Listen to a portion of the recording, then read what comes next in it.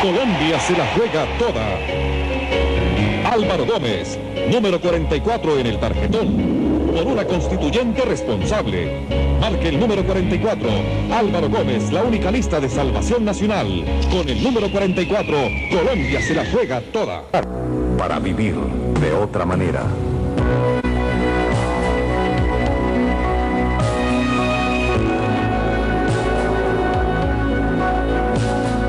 Horacio Serpa, constituyente. La mayoría de las decisiones que afectan su porvenir y el de Colombia se toman a puerta cerrada. Hasta hoy, por una constitución que dé vida nueva al siglo XXI, hágase oír. Marque sí.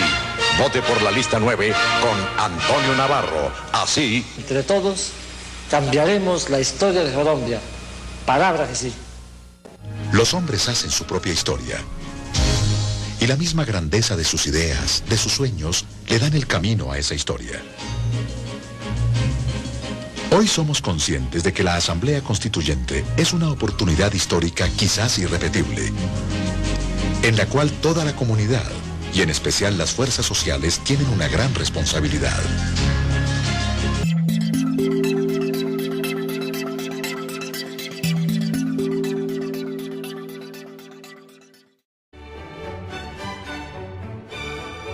Libertad, igualdad, armonía, garantías, derechos, respeto, normas, justicia, convivencia, valores, deberes, inclusión, derechos humanos, diversidad, dignidad, tolerancia. Todos y todas por un mismo país. Constitución Política de Colombia, 1991. En 1986, el país celebró el centenario de la Constitución de 1886 y quedó en evidencia que la vieja carta tenía limitaciones que cada día se hacían más grandes.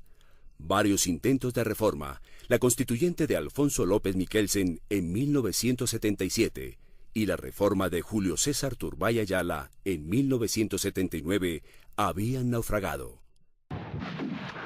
La violencia de las guerrillas y del narcoterrorismo tenían al país y a las instituciones en serio riesgo, y los instrumentos de gobierno eran restringidos. A principios de 1988, la crisis se hizo más aguda. Asesinatos de líderes sindicales, los narcotraficantes explotaban carros bomba, los carteles de la droga estaban en ascenso, a diario atentaban contra los oleoductos. Las guerrillas atacaban en toda la geografía, los paros cívicos y marchas campesinas eran intensas y frecuentes. El candidato conservador a la alcaldía de Bogotá, Andrés Pastrana, fue secuestrado y el procurador general de la Nación, Carlos Mauro Hoyos, fue asesinado. Colombia pedía más mano dura, pero el desorden público, decía el gobierno, estaba ligado a la falta de legitimidad y de aceptación del orden social y político, y que solo con represión no se estabilizaría el país. En enero de 1988, el diario El Espectador lanzó una iniciativa que defendió en varios editoriales. Propuso realizar un plebiscito para volver a institucionalizar al país. El presidente Barco lanzó una propuesta concreta y audaz, basada en un estudio elaborado por los entonces ministros César Gaviria y Fernando Cepeda, que en las elecciones locales siguientes, los ciudadanos, en papeleta separada, decidieran la derogatoria del artículo 218, que establecía que la Constitución Política solo podría ser reformada por el Congreso de la República, esto con el fin de posibilitar el plebiscito. La discusión política fue grande y se canalizó hacia un acuerdo político entre el gobierno de Barco, el Partido Liberal y el Partido Conservador, representado por el expresidente Misael Pastrana. Se llamó Acuerdo de la Casa de Nariño y contemplaba un mecanismo preparatorio del referendo que tendría lugar el 9 de octubre de 1988, integrado también por el nuevo liberalismo de Luis Carlos Galán y por la Unión Patriótica, dirigida por Diego Montaña Cuéllar. Sin embargo, el 4 de abril de ese año, 1988, el Consejo de Estado suspendió el Acuerdo de la Casa de Nariño al considerar que era un acto administrativo orientado a convocar un referendo que no estaba contemplado en la Constitución. El bloqueo institucional parecía irremediable. Como fórmula sustitutiva, el gobierno, en cabeza del ministro de Gobierno César Gaviria, presentó al Congreso una completa reforma a la Constitución que contenía parte de los temas avanzados en el frustrado proceso de plebiscito. Esta reforma tuvo accidentado tránsito y en el sexto de los 8 debates, el 30 de noviembre de 1989, tuvo el tropezón final, cuando en la Comisión Primera de la Cámara de Representantes se le introdujo una enmienda para incluir en un referendo diseñado para ratificar la reforma una pregunta para eliminar la extradición. 3 días antes había explotado en el aire un avión de Avianca que hacía la ruta Bogotá-Cali, una bomba que puso el cartel de Medellín. En ese año, 1989, el país fue bañado en sangre. Asesinatos selectivos a dirigentes sindicales, miembros de la Unión Patriótica, terrorismo demencial de los carteles de la droga, operaciones de las guerrillas en todo el territorio. En agosto ocurrió el asesinato del magistrado Carlos Ernesto Valencia, luego el crimen del coronel Valdemar Franklin Quintero, comandante de la policía de Medellín. Y el 18 de agosto, el asesinato del candidato presidencial Luis Carlos Galán en la plaza de Soacha, cerca a Bogotá. Estudiantes universitarios realizaron marchas en varias ciudades pidiendo un plebiscito para convocar a una asamblea constituyente. La reforma constitucional fue aprobada en la Cámara de Representantes en medio de una crisis política monumental. Los candidatos presidenciales pidieron eliminar el artículo sobre la extradición, pero el Congreso aprobó los 85 artículos de la reforma a pupitrazo. La presión de los carteles se había expresado, ¿y de qué forma? Ese día un bus bomba voló en pedazos el edificio de la sede del DAS en Bogotá. Al gobierno no le quedó otra alternativa que pedir al Senado de la República hundir la reforma envenenada con la enmienda sobre la extradición. El ministro Carlos Lemon Simons así lo planteó y el líder liberal Horacio Serpa defendió esa posición. Por tercera vez en 10 años se había frustrado la gran reforma que necesitaba el país, esta vez por la presión de los carteles de la droga. La iniciativa de los estudiantes de convocar a un referendo para hacer una constituyente fue tomando forma. Los jóvenes liderados por Fernando Carrillo, Catalina Botero, Óscar Ortiz, Pedro Viveros, encontraron un aliado dentro de la Casa de Nariño, el consejero presidencial Manuel José Cepeda. Entre ellos fueron tejiendo apoyos a la idea de convocar a una constituyente. La fórmula era parecida a la que César Gaviria y Fernando Cepeda habían propuesto al presidente Barco 2 años atrás. Que los ciudadanos en papeleta separada expresaran su intención de reformar la Constitución por la vía de consulta al pueblo. Estos jóvenes, que se habían organizado en el movimiento Todavía Podemos Salvar a Colombia, lograron importantes apoyos. El expresidente Alfonso López mostró su respaldo a la iniciativa, lo mismo que los precandidatos liberales. Fue definitivo el espaldarazo que el diario El Tiempo, en editorial de Juan Manuel Santos, le dio a este voto informal. Varios medios de comunicación publicaron en las ediciones del día de elecciones páginas con las papeletas para que los ciudadanos las recortaran y salieran a votar. El proceso de negociación con el M-19, que había culminado en un acuerdo de paz el 9 de marzo de ese año, también había terminado con una frustración por el contenido de los acuerdos políticos, derivados del fracaso de la reforma constitucional que hundió la enmienda sobre la extradición y que había planteado la necesidad de un plebiscito, referendo o constituyente para reformar las instituciones. Ese 11 de marzo se elegirían alcaldes, concejales, diputados, senadores, representantes y el candidato liberal a la presidencia de la República. Se trataba de 6 votos en papeletas electorales separadas. El voto informal sería la 7ª papeleta. El conteo informal de los votos depositados ese 11 de marzo de 1990 fue superior a 2 millones. El hecho político se había consolidado. Faltaba darle forma jurídica a esta manifestación popular. El gobierno de Virgilio Barco, con el cerebro de Manuel José Cepeda, Humberto de la Calle Lombana como vocero, la secretaria jurídica Marcela Romero de Silva y la fuerza política de Horacio Serpa, ministro de Gobierno, y con el liderazgo de César Gaviria, elegido como candidato único liberal, articuló una forma jurídica original. Un decreto de estado de sitio, instrumento diseñado para conjurar alteraciones de orden público y que ordenaba a la organización electoral contar los votos que se depositarían en una urna separada el 27 de mayo, el mismo día de la elección presidencial. El instrumento de decreto de estado de sitio era frágil, pero tenía la fortaleza de requerir examen obligatorio por parte de la Corte Suprema. La debilidad estaba en la conexión entre la Asamblea Constitucional para reformar la Carta Política y el restablecimiento del orden público. Esta correlación fue reforzada con el acuerdo que se firmó entre el gobierno y el grupo guerrillero EPL a finales de abril, y en el que reiteraba a este grupo que su voluntad de desmovilización dependía de la realización de una asamblea constituyente convocada por el pueblo. La Corte Suprema sentenció la constitucionalidad del decreto, dando vía libre a la convocatoria popular de una constituyente. El movimiento de la séptima papeleta ha sido tan eficaz que los mismos alzados en armas en todos los acuerdos que vienen realizando con el gobierno para poner fin a la subversión han condicionado su reintegro a la vida civil a la realización de dicha asamblea. Es entonces evidente que hay una clara relación de conexidad entre el decreto que se revisa y los motivos que determinaron la declaración del estado de sitio. Es más, el no acceder a este clamor del pueblo será sin ninguna duda un factor de mayor desestabilización del orden público. Corte Suprema. El 88% de los votantes dijo sí a la convocatoria de la Asamblea. Era un hecho. Gaviria, como presidente electo, aceleró los preparativos.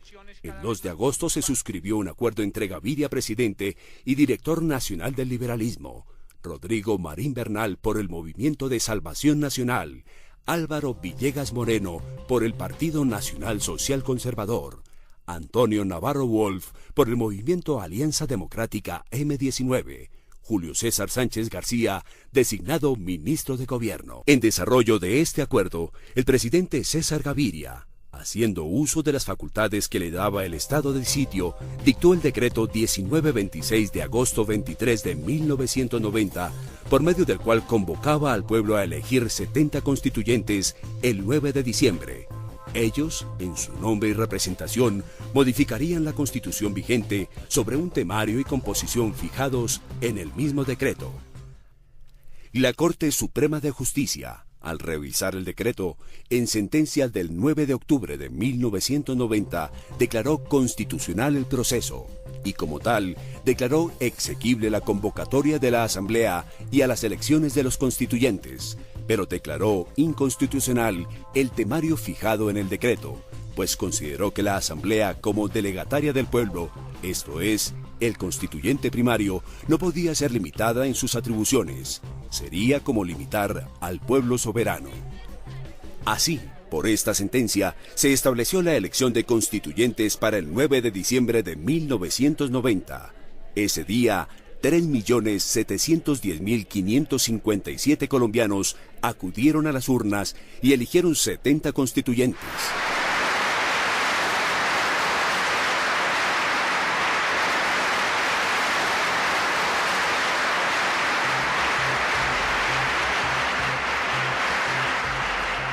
La votación más alta la obtuvo el Partido Liberal, que eligió 25. La segunda, la Alianza Democrática M19, que obtuvo 19 curules. La tercera fue para el Movimiento de Salvación Nacional, con 11. La cuarta para el Partido Conservador, eligió 2. El Movimiento Cristiano 2. La UP 2 y los indígenas 2. Por un acuerdo político se eligió una presidencia tripartita conformada por Álvaro Gómez Hurtado, Horacio Serpa y Antonio Navarro.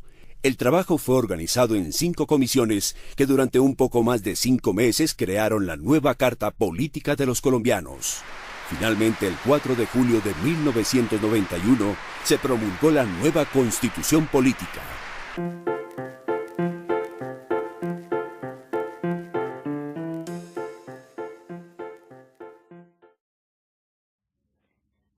La descentralización en Colombia.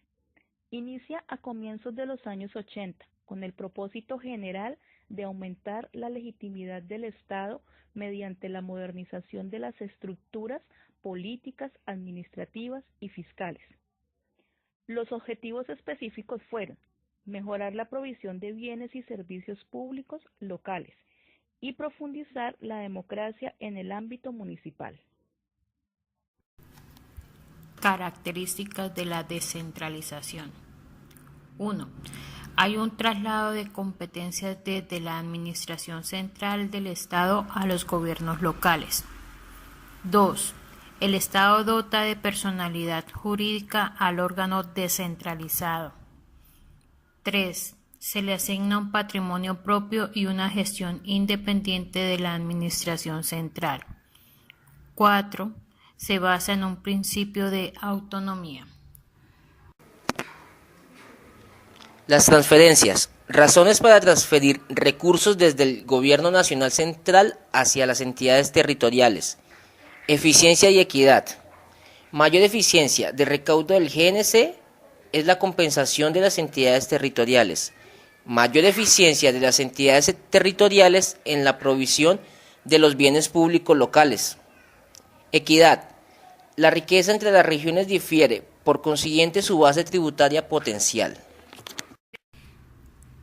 Descentralización y autonomía.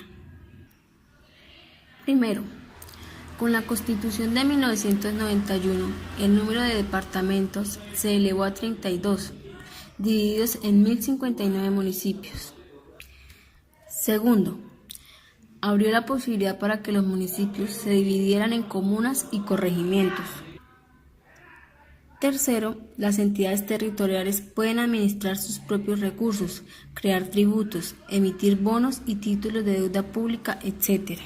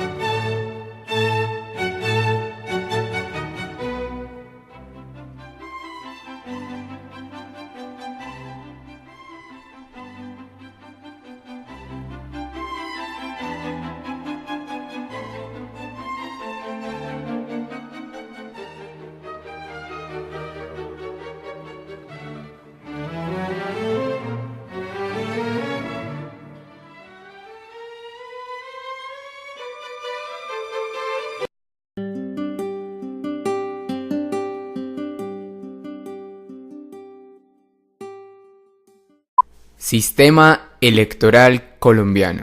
En este video te explicaremos cómo funcionan en Colombia las elecciones presidenciales, las elecciones de órganos corporativos, es decir, Senado, Cámara, Consejo y Asamblea, las listas y candidatos únicos, el umbral, el voto preferente y la cifra repartidora.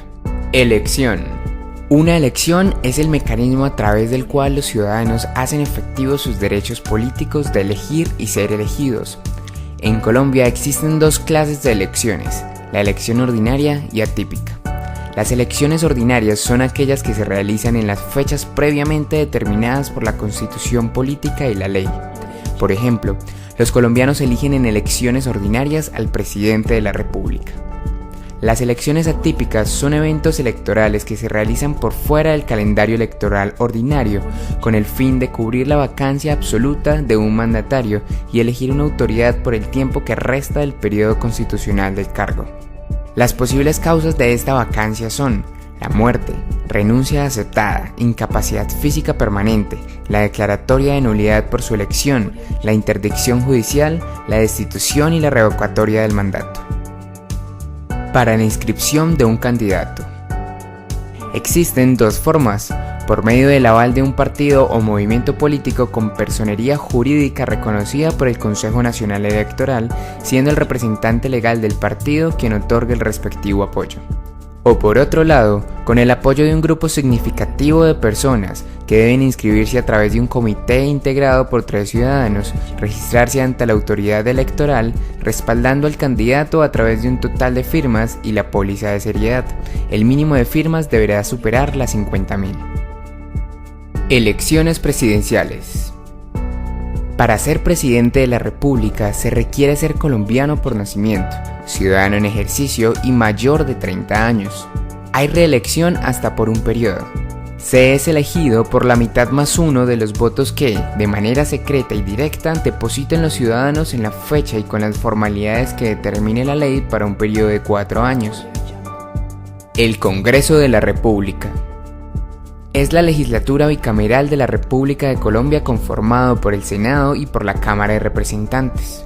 El artículo 114 de la Constitución de Colombia de 1991 proclama al Congreso como el máximo órgano representativo del Poder Legislativo.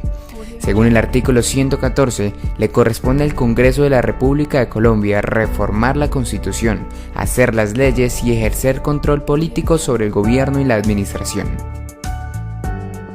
La Constitución de 1991 estipula que las elecciones para Congreso se celebran en el segundo domingo de marzo en años pares, como las de la presidencia y vicepresidencia, pero no al mismo tiempo, cada 4 años. Senado. El Senado de la República está conformado por representación directa del pueblo, actuando por la justicia y el bien común. Se eligen los miembros por circunscripción nacional. Actualmente está integrado por 102 senadores. Cámara. La Cámara de Representantes es la representación directa que se elige por votación popular. De los 165 miembros, 161 serán elegidos por circunscripción territorial, por departamentos y por el distrito capital y los 4 restantes a través de circunscripciones especiales, 2 para las comunidades afrodescendientes, 1 para la indígena y 1 para los colombianos residentes en el exterior. Asambleas. Las entidades territoriales son los departamentos, los municipios y los distritos. Estos a su vez tienen unas autoridades que velan por el cumplimiento de los derechos y el bien de los ciudadanos. A nivel departamental se encuentra la Asamblea Departamental y el Gobernador. A nivel de los municipios y distritos son el alcalde, que es el encargado de dirigir la administración pública, y el Consejo Municipal o Distrital. ¿Sabías que las asambleas no ejercen una función legislativa, por tal razón no pertenecen a una rama legislativa del poder público? Las funciones de las asambleas son de 2 tipos, administrativas y de control político.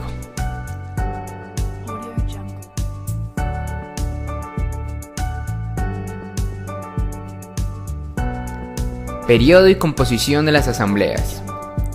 Las asambleas departamentales son elegidas popularmente para periodos de 4 años. Su periodo inicia el 1 de enero del siguiente año al de su elección y concluye el 31 de diciembre del último año de ese periodo. Si el número de habitantes del departamento es menor o igual a 300.000, el número de diputados es de 15. Si el número de habitantes es mayor a 300.000, el número de diputados será de 15 más 1 por cada 150.000 habitantes. Consejo. En cada municipio debe haber una corporación administrativa elegida popularmente que se denomina Consejo Municipal. El periodo de los concejales es de 4 años. ¿Cómo están conformados? El Consejo Municipal está integrado por no menos de 7 ni más de 21 miembros, según lo determina la ley, de acuerdo con la población del respectivo municipio. El umbral. Es el mínimo de votos que debe alcanzar un partido político para poder tener participación en el Congreso o en algún órgano colegiado. Se crean barreras para que no cualquier partido tenga acceso al poder, con el fin de dar estabilidad al sistema político y mejorar la gobernabilidad. En Colombia, la reforma constitucional de 2003 estableció por primera vez el umbral. Y en efecto, la reforma de 2003 logró uno de sus objetivos, que era reducir la inestabilidad derivada de un sistema donde 70 partidos obtenían curul. Voto preferente. Es cuando usted puede elegir no solo el partido político de su preferencia, sino también un candidato en particular dentro de ese grupo, quien estará representando un número impreso en el tarjetón. De esta manera obtendrán una curul los candidatos que alcancen un mayor número de votos al interior de sus partidos, sin importar el orden en que aparezcan registrados en el tarjetón. Cifra repartidora. La cifra repartidora es el resultado de aplicar los siguientes pasos. Primero, determinar si la lista alcanzó el umbral. Segundo, la cifra repartidora solo se aplica a las listas de los partidos que pasan el umbral, las otras ya no participan. Tercero, el número de votos de cada lista debe dividirse por 1, por 2, por 3, por 4 y así sucesivamente hasta el número de curules a proveer.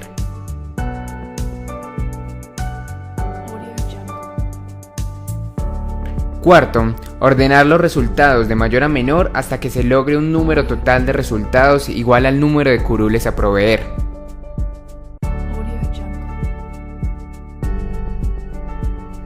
Quinto, la cifra repartidora es el resultado menor. En este caso es 155. Para identificar cuántas curules obtiene la lista del partido WXY para las elecciones, debemos recordar que cada lista obtendrá tantas curules como el número de veces que la cifra repartidora esté contenido en el número de votos válidos. Para esto se dividirá el número de votos válidos obtenidos por cada lista entre la cifra repartidora. 6. En este caso, el número de curules para las elecciones del municipio Z es de Partido Político W, 2. Partido Político X, 2. Partido Político Y, 1. Total de curules es de 5. Listas y candidatos únicos. Antes de la reforma política de 2003, las fuerzas políticas se habían multiplicado y fragmentado. En consecuencia, los partidos no solían funcionar como instancias de encuentro y unificación. Por el contrario, en repetidas ocasiones terminaron concediendo avales para que distintos candidatos emprendieran campañas de corte personalista. Sin embargo, como se vio anteriormente, el modelo de la lista única es matizado por la figura del voto preferente. Si bien la lista única apunta a la agrupación de facciones, el voto preferente le da margen de maniobra a los candidatos, en tanto les permite competir entre sí por su posicionamiento en la lista, ya que no es el partido en su fuero interno, sino el electorado el que decide quiénes ocupan los primeros renglones. Es que si ustedes no reaccionan, por ejemplo, y hacen uso del voto, vuelven y nos imponen otro tipo, ¿cierto? Pero nosotros seguimos así, en este absoluto cruce de brazos.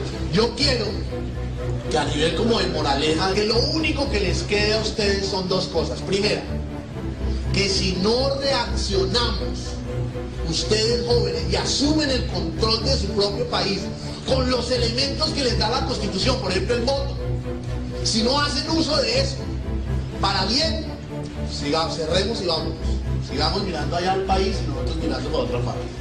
Y segundo, el artículo 11 para nuestra Constitución, para vergüenza nuestra Constitución, dice, artículo 11, nadie podrá ser sometido a pena cruel, trato inhumano o desaparición forzada. Imagínense esa vaina.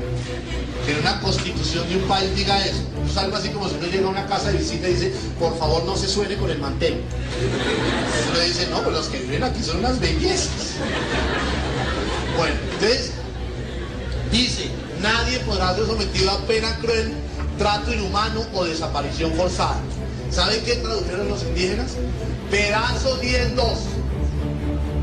Nadie podrá llevar por encima de su corazón a nadie, ni hacerle mal en su persona, aunque piense y diga diferente. Listo. Con ese artículo, con ese, que nos aprendamos. Nadie podrá llevar por encima de su corazón a nadie, ni hacerle mal en su persona, aunque piense y diga diferente. Con ese artículo que nos aprendamos, salvamos este país. Por lo menos sus hijos van a tener un país mínimamente más agradable. Eso es lo que les quería decir. Muchas gracias.